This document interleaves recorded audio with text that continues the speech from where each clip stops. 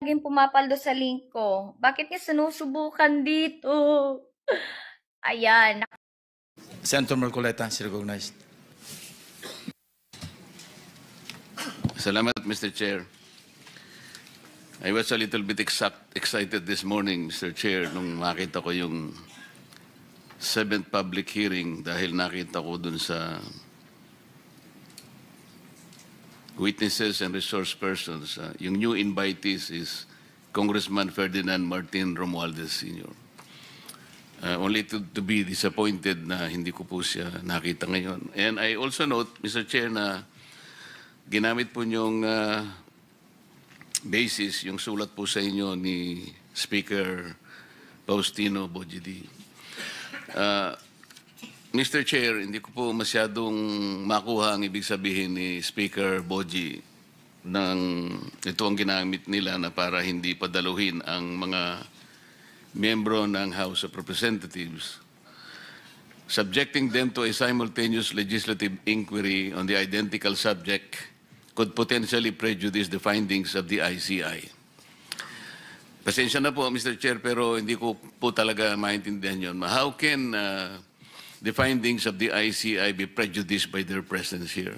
As a matter of fact, kahit na identical pa ito, ang atin pong mandate is in aid of legislation. And the ICI, I don't know what is their mandate. So, hindi po siya siguro justification. As I said, I was excited, pero ngayon po,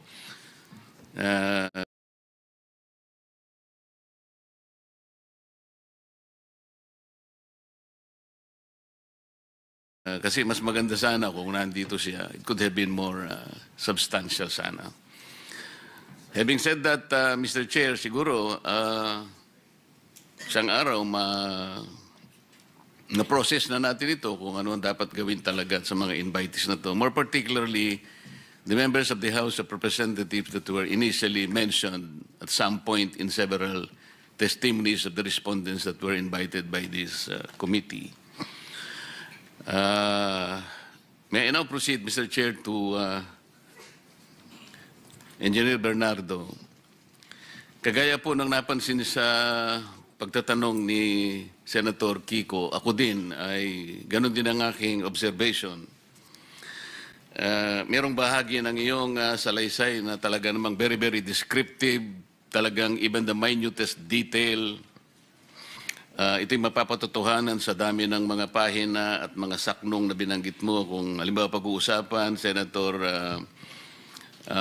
Jingo Estrada, Senator Ramon Rebillan, talagang, kumbaga sa comics, wala ka nang hihilingin pa. Nandun na lahat. Pero pagdating sa bahagi ng mga congressmen or congresswoman, tipid na tipid ka. Halimbawa, yung Congressman Saldico, wala ka man lang sinabi tungkol sa magkano ang hiningi, ilang projects ang napunta rito, ilang porsyento. Kung paano mo dinescribe yung mga naunang senador na binanggit mo, iniisip namin ni Senator Kiko na dapat ganun din sana. Sa ganung paraan, makikita mo talagang walang pinagtatakpan, malinaw na ibahagi mo talaga, nalalaman mo. Lalong-lalo na sa'yo, naintindihan ko sa tagal ng iyong paglilingkod sa DPWH, ikaw ay sagana na sa karamihan ng eksperyensya at pakikipag-ugnayan sa maraming tao, kaugnay ng iyong trabaho. Ito po, Mr. Chair, litaw na litaw, binanggit tatlong congressman and congresswomen dito.